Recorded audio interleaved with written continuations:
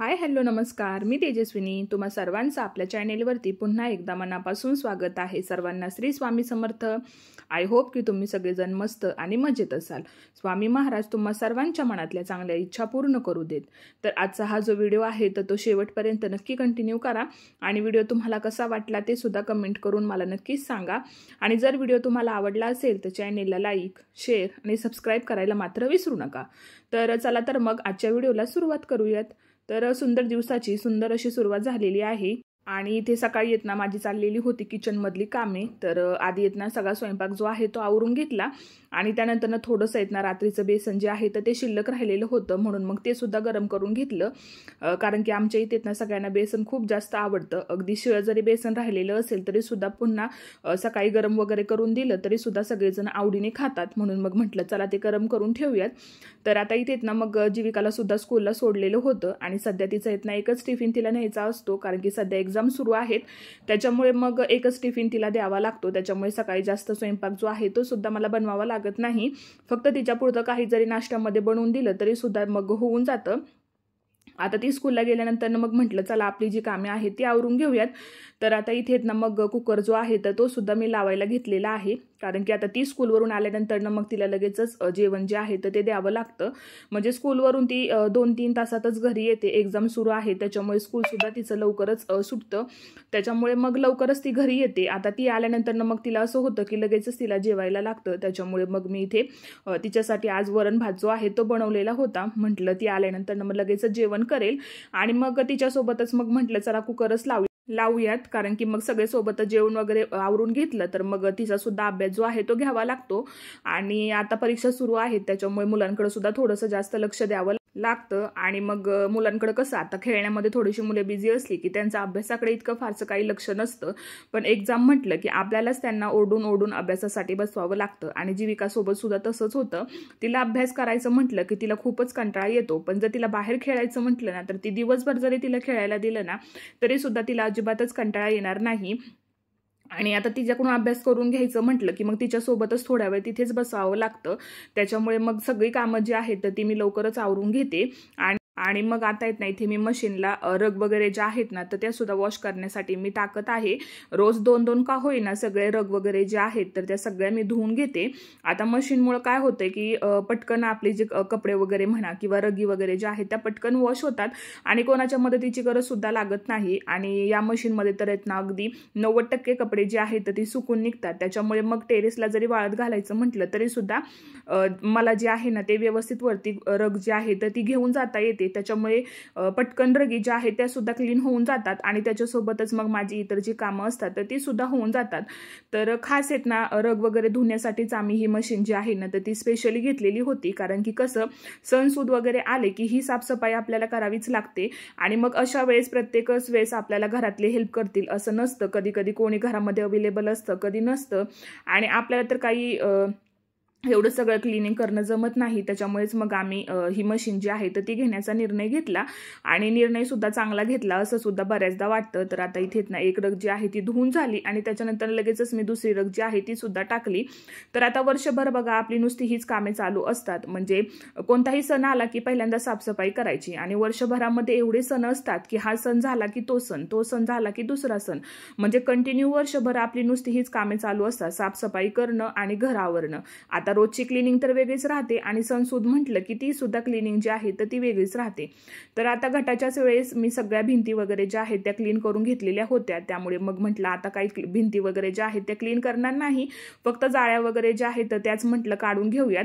तर आता रोज थोडं काम जे आहे तर ते मी आवरून घेणार आहे कारण की आता जीविकाच्या आजी सुद्धा ट्रिपसाठी बाहेर गेलेल्या होत्या त्याच्यामुळे मग सगळी कामं एकटीवरच माझ्या आलेली आहेत त्याच्यामुळे मग म्हटलं जसं आपल्याला होईल तसं आपण करूयात। तर आता इथे 2-3 रग मी आधी धुवून घेतल्या आणि त्याच्यानंतर मग जीविकाच्या ज्या काही बाहुल्या वगैरे होत्या ज्या की अशा सॉफ्ट टेडी बेअर वगैरे असतात तर ते सगळे मी यामध्ये वॉश करण्यासाठी टाकले आणि त्यानंतर मग म्हटलं भांडी वगैरे क्लीन करून घेऊयात कारण की मग तिचा स्कूलचा टायमिंग झाला की मग पुन्हा तिला आणायला जावं लागतं मला।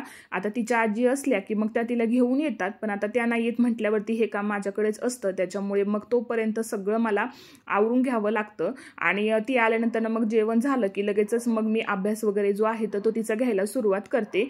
आता परीक्षा तर मुलांची असते, पण बराचसा वेळ तर आपलाच त्यामध्ये जातो. असं वाटतं की परीक्षा नक्की त्यांची आहे की आपली आहे असं काही समजतच नाही. म्हणजे प्रत्येकाच्याच बाबतीत असं होत असेल, मुलांची परीक्षा असली की सगळ्यात जास्त धावपळ ही त्यांच्या आईचीच होत असते, कारण की घरातलं सुद्धा बघून मुलांकडे सुद्धा लक्ष द्यावं लागतं. तर आता स्वयंपाक वगैरे सगळा आवरून घेतला आणि त्यानंतर सगळी भांडी जी आहे ती क्लीन करून घेतली. आणि मग म्हटलं चला आता देवपूजा जी आहे ती सुद्धा करून घेऊयात. आणि आज थोडीशी फुलं जी आहेत तर ती सुद्धा घरामध्ये होती, म्हणून मग म्हटलं चला छान असं आज देवांची जी आहे पूजा झाल्यानंतर व्यवस्थित फुलं वगैरे जी आहेत तर ती आपण देवांना वाहूयात. कारण की इतर वेळेस तर काही फुलं वगैरे बघा भेटत नाहीत जास्त, पण ज्या दिवशी असतील ना त्या दिवशी आवर्जून मी फुलं जी आहेत तर ती देवांना वाहून घेत असते. आणि मला खरंच खूप छान वाटतं असं फुलं वगैरे देवांना वाहिली ना तर देवपूजा सुद्धा छान केल्यासारखी सुद्धा वाटते. आता हे रोजचं काम त्यांच्याकडेच असतं, पण आज म्हटलं चला आपणच जे आहे ते देवपूजा करूयात, कारण की आता त्या नाही येत, त्याच्यामुळे मग हे काम आता सध्या तरी माझ्याकडेच आहे. आणि त्या नसल्या ना की मग माझ्यावर थोडासा कामाचा लोड जो आहे तर तो जास्तच असतो, कारण की कसं होतं घरातली कामं करून सुद्धा मला बाहेरची जी कामं आहेत तर ती करावी लागतात. आता त्या जर घरी असतील ना तर मग माझी बरीचशी कामं जी आहेत तर ती त्यांच्याकडूनच होतात. म्हणजे बाहेरचं जेवढं काही असेल ना त्या सगळं ते हँडल करतात. फक्त मी घरातलं जेवढं काही लागत असेल ते मी घरातलं पाहते. आता जीविकाला स्कूलला सोडवणं, घेऊन येणं किंवा बाहेरचं जरी काही वाळवण वगैरे असेल तर हे सगळं काम त्या करतात, पण आता त्या नसल्यामुळे सगळ्याच गोष्टी मलाच कराव्या लागतात. पण ठीक आहे, आपल्याला सुद्धा सवय होऊन जाते किंवा आपल्याला सुद्धा प्रत्येक गोष्टीचा अनुभव येतो. आणि एकदा जबाबदारी आली की माणसाला सगळ्याच गोष्टी ज्या आहेत तर त्या करायला जमतात. आणि जर कोणीच नसेल ना तर सगळ्या गोष्टी आपोआपच ॲडजस्ट होऊन जातात. शेवटी जबाबदारी अंगावर पडली की सगळ्या गोष्टी ज्या आहेत त्या अगदी व्यवस्थित होऊन जातात. तर आता आधी तर काही बघा मला या गोष्टींची सवय नव्हती, पण हळूहळू का होईना सगळ्या गोष्टी ज्या आहेत त्या अगदी व्यवस्थितरित्या मला सुद्धा जमतात. तर आता इथेच ना मग रग वगैरे ज्या आहेत त्या व्यवस्थित अशा वाळून निघाल्या होत्या आणि मशीनमध्ये कपडे घातल्यामुळे पटकन त्या सुकून निघतात. तर मग लगेचच मी त्या टेरेसवर सुद्धा घेऊन आले होते टेरेसवरून. आणि मग तोपर्यंत जीविका सुद्धा आलेली होती, तर तिचं चाललेलं होतं थोडंफार खेळणं. तर मग म्हटलं चल तू थोड्या वेळ खेळ, तोपर्यंत मग म्हटलं मी माझी कामं आवरते आणि मग आपण अभ्यास जो आहे तो करायला घेऊयात.